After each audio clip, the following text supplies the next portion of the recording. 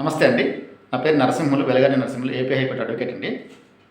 నేను ఈరోజు మీకు తెలియజేయబోయే చిన్న టాపిక్ ఏంటంటే, షోకాజ్ నోటీస్. ఒక కేసులో షోకాజ్ నోటీస్ ఇస్తే, షోకాజ్ నోటీస్ ఇచ్చిన తర్వాత షోకాజ్ నోటీస్లో వాళ్ళు పొందుపరిచిన విషయం ఏంటంటే, మైన్స్ అండ్ మినరల్స్ డిపార్ట్మెంట్ వాళ్ళు పొందుపరిచిన విషయం ఏంటంటే, ఇన్స్పెక్షన్ టీం వాళ్ళు ఇన్స్పెక్షన్ చేశారు, మీకు క్వారీ లీజ్ ఉన్నది, మీకు క్వారీ లీజ్ ఉంటే కనుక మీరు ఆ లీజ్ ప్రకారం చేయకుండా డీవియేషన్ జరిగి ఉన్నాయి మీ లీజ్ సంబంధించిన విషయంలో, కాబట్టి యూఆర్ లైబుల్ ఫర్ పీనలైజేషన్ అంటూ ఒక షోకాజ్ నోటీస్ ఇచ్చారు, మీరు ఎక్స్ప్లెనేషన్ సబ్మిట్ చేయండి అని చెప్పి.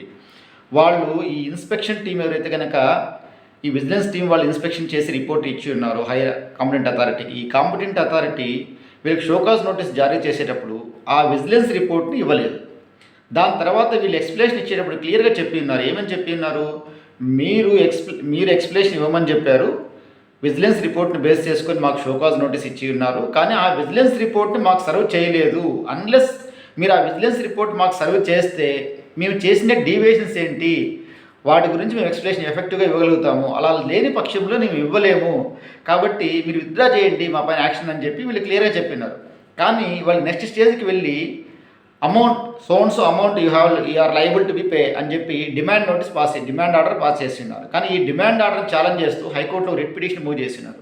కానీ రిట్ పిటిషన్ కోర్టు ఏం చేసి ఉన్నారంటే కనుక డిస్పోజ్ ఆఫ్ చేస్తూ ఆల్టర్నేటివ్ రెమెడీస్ కింద మీరు అప్పీల్కి వెళ్ళండి అని చెప్పినారు. కానీ దాంతో సాటిస్ఫై చేయక రిట్ పిటిషన్ ఏం చేశారంటే రిట్ అప్పీల్ వేసి ఉన్నారు. కానీ రిట్ అప్పీల్లో గౌరవ ప్రధాన న్యాయమూర్తి వారు అంటే డివిజన్ బెంచ్లో ఈ రిట్ అప్పీల్లో ఈ సింగిల్ జడ్జి ఆర్డర్ని సెటిసైడ్ చేసి ఈ రిట్ అప్పీల్ని అలో చేయడం జరిగినది. ఎందుకు అలో చేశారు? దీంట్లో ప్రిన్సిపల్ ఏంటంటే కనుక మనం చూడవలసింది ఎఫెక్టివ్ రిప్రజెంటేషన్ అంటే ఏంటి?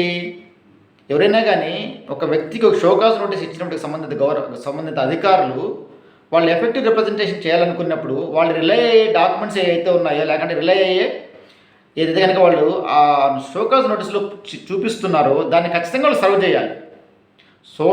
విజిలెన్స్ రిపోర్ట్ని బేస్ చేసుకొని మీకు షోకాజ్ నోటీస్ ఇస్తున్నాం అన్నప్పుడు అది సర్వ్ చేయని పక్షంలో వీళ్ళు ఎఫెక్టివ్గా ఆన్సర్ ఇవ్వలేరు.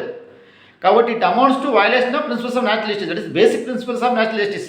అంటే ఏదైతే కనుక బేసిక్ ప్రిన్సిపల్ ఉన్నదో అది వైలేట్ అయినట్టు. కాబట్టి that order cannot be sustainable in the I of law అని చెప్తూ గౌరవ సింగిల్ జడ్జి వారు ఇచ్చిన ఆర్డర్ని రిట్ అప్పీల్లో గౌరవ హైకోర్టు వారు దాన్ని సెటిసైడ్ చేస్తూ ఎంటైర్ డిమాండ్ నోటీస్ సెటిసైడ్ చేస్తూ మళ్ళీ in case if necessary is there fresh notice ఇస్తూ ముందుకెళ్ళండి అని చెప్తూ ఆ రిట్ పిటిషన్ ఆర్డర్ సెటిసైడ్ చేశారు, రిట్ అప్పీల్ని అలో చేశారు.